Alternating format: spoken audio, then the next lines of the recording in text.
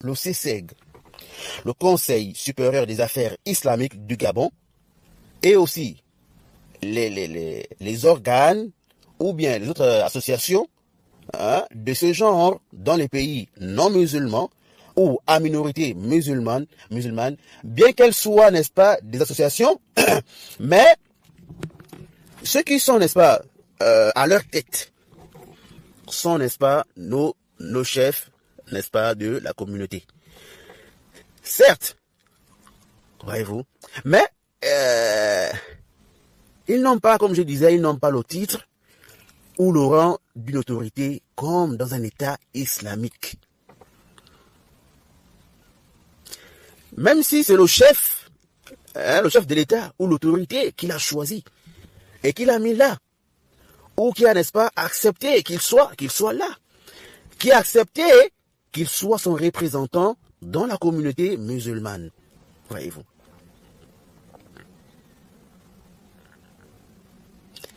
Alors, ce chef-là, de la communauté-là, même si, n'est-ce pas, il n'a pas de science, même s'il n'est pas, il n'a pas de science, ou même s'il est pervers, alors nous devons, n'est-ce pas, lui obéir et l'écouter dans le convenable pour des raisons que nous avons, n'est-ce pas, évoquées.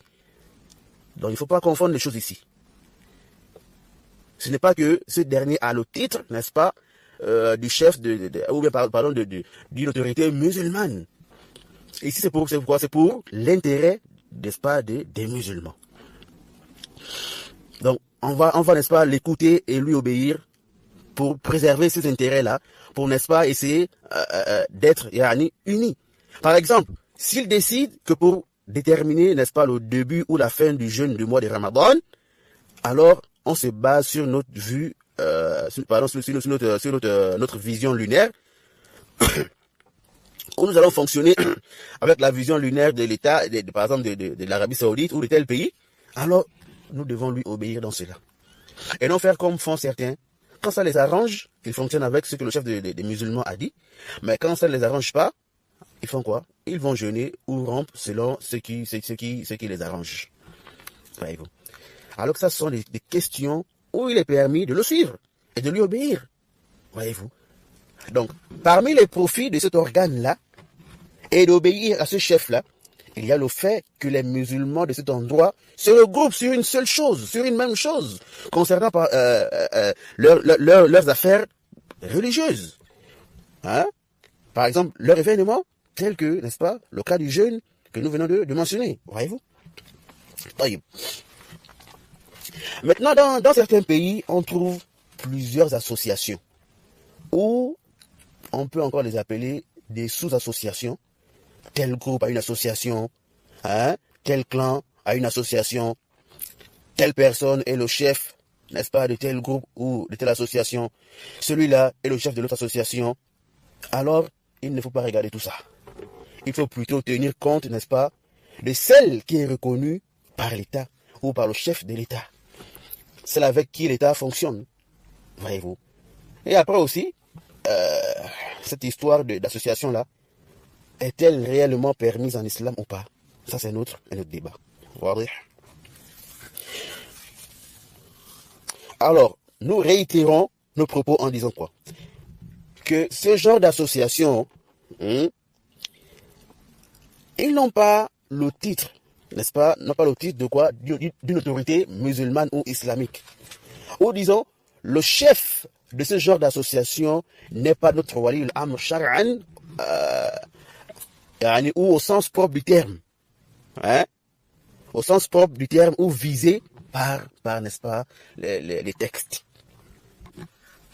Voyez-vous, il n'est pas une autorité, il n'a pas le titre, n'est-ce pas, d'une autorité, comme que il y a une autorité shar'an, ou bien, n'est-ce pas, celui qui est visé par les textes, au point où certains vont penser qu'ils doivent maintenant lui faire la bay'a, voyez-vous, et que s'il meurt sans le faire, alors il est mort d'une mort de la jahiliya. Non, ça c'est mal comprendre les choses. Et comme dit le cheikh Suleiman al-Ruhaili, hafizahullah ta'ala, il dit quoi? Nous n'avons pas de wilaya shar'iyya, d'autorité purement légitime dans ces pays. Voyez-vous. Donc c'est juste des choses pour le bon fonctionnement des affaires des musulmans dans cet endroit, ou dans ces endroits, pardon. Hein? C'est comme un peu le fait de choisir un amir parmi nous lorsqu'on est en voyage. Lorsqu'on était un groupe, hein, ou bien on est un groupe de trois à monter, on part en voyage, on doit choisir un amir parmi nous. Voyez-vous? Comme le prophète l'a dit dans le récit de Abu Sa'id al-Khudri radiyallahu ta'ala anhu, rapporté par l'imam Abu Daoud, rahimahullah, c'est Sunan. Le prophète dit quoi? Il dit إذا خرج ثلاثة في سفر فليؤمروا أحدهم. إذا خرج ثلاثة في سفر فليؤمروا أحدهم. Le prophète dit quoi? Il dit si 3 personnes partent en voyage, alors qu'elles désignent l'une parmi elles comme chef, comme amir. Alors ici, là, comme les commentateurs les shurah, des hadiths ont expliqué, le but de désigner un chef parmi elles, c'est pour leur maslaha. Hein? C'est pourquoi? Leur maslaha. Le profit de leur voyage. Pour qu'elles ne se divisent pas dans leur voyage. Pour éviter, n'est-ce pas, la divergence et la discorde entre elles. En un mot, c'est pour qu'elles réussissent bien leur voyage.